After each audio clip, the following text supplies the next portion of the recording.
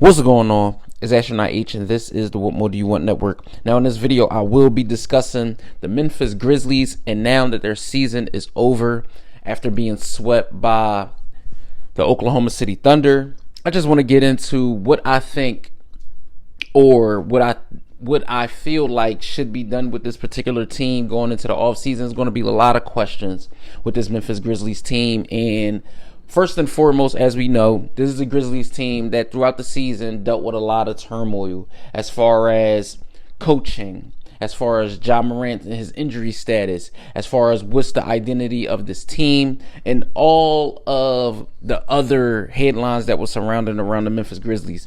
The Grizzlies were a team that I thought was a sleeper. You know, I didn't think they were going to be an 8th seed. I did not think that at all. I thought they was going to stay afloat and be around that 2, 3, possibly 4 range. But again, you know, the injuries and everything that they dealt with going into the latter stages of the season, they fell off, ended up being a play-in team, beating the Dallas Mavericks, and ultimately making the playoffs, being an 8th seed, going up against a juggernaut in the Oklahoma City Thunder, which we all knew, or I did at least think that, you know, the Thunder was going to sweep those guys. But I say all that to say this, right? The Grizzlies are not without talent. I just think they're without direction currently. So you look at a team who has an all-star, you know, all-star caliber talent. Honestly, they have 2 all-star caliber talents. They have a Ja Morant, who we know is one of the most exciting players in the NBA today. We look at guys like Jaren Jackson Jr., who's been, you know, Defensive Player of the Year. We look at Desmond Bane, who's one of the better younger talents. You know, not that young, but he's a younger talent. Same thing could be said about Ja. You know, these guys that I'm mentioning are not over 30. So I think they're without direction, and I say that because you fire a coach like Taylor Jenkins, who was a coach with a winning record. Took you guys to the playoffs on multiple occasions, and now you fire him because maybe it was some things with the front office, or, you know, some things behind closed doors that I don't think that was discussed. Ja Morant was upset at the firing of the coach. You look at the landscape of the rest of, I'm not even going to say the NBA, the rest of the landscape of the Western Conference, and you can say to yourself, well, what can this Memphis Grizzlies team do to get better? You know, how can they crack the code with Zach Edey? How can, you know, their pieces as far as role players get better, take that next step? Because you look at a team with a formidable 3, young core. You know, unfortunately, they did not have Jaden Wells. But you look at a team with your 3 main guys being able to grow together, be together. But you weren't able to, you know, put up a fight versus, you know, the Thunder.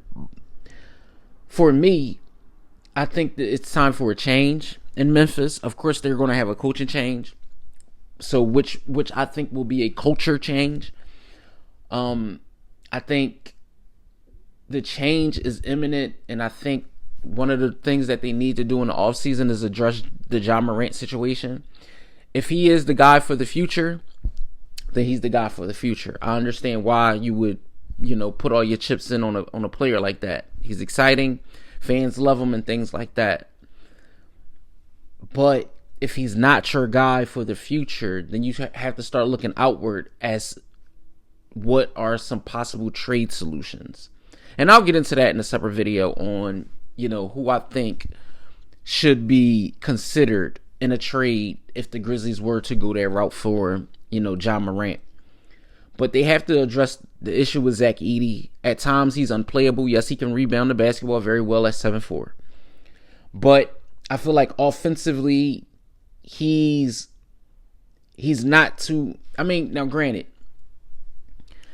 I didn't expect Zach Edey to come into the NBA and average, you know, 25 and to put up those Purdue monster numbers. I didn't expect that at all.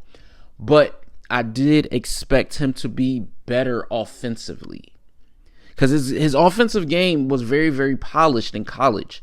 So I don't know if it's if it's a coaching thing. I don't know what it is, but they have to get more out of Edey. You saw in this series that a lot of guys were like hit or miss, mainly Desmond Bain and Jaren Jackson Jr. So they're going to have to address a lot of issues in the offseason for the Memphis Grizzlies. For real, it's either going to be now or never with a team like that, because you have the talent. But if the talent is not producing, then what's the reason? What's the reason for those guys to be together? At some point, you're going to have to figure it out and say, all right, well, we tried it this way. Let's try it another way. So,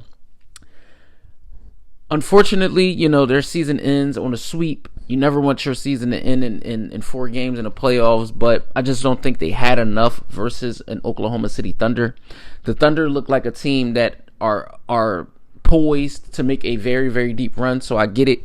The Grizzlies just didn't have enough. They lost Ja in the series by a play by Lou Dort, which ended Ja's season prematurely. So, it's unfortunate. But again, like I said, I think the Memphis Grizzlies, with the roster that they have, the young guys that they have some assets, and they also have a star caliber player that they can lean on if that's where they want to go forward.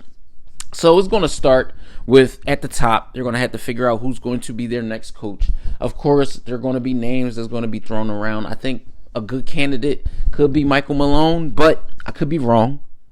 But Michael Malone could be a name that you hear in Memphis. Also, you might hear a Mike Brown, possibly in Memphis. He could fit the bill there.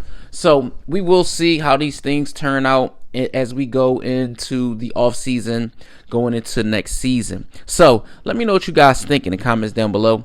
Memphis Grizzly fans, NBA fans, basketball fans, or if this is just your first time tuning into this channel, let me know what you think in the comments down below.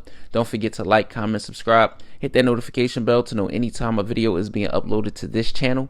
As Astronaut H, this is the What More Do You Want Network, and I'll catch you guys on the next video.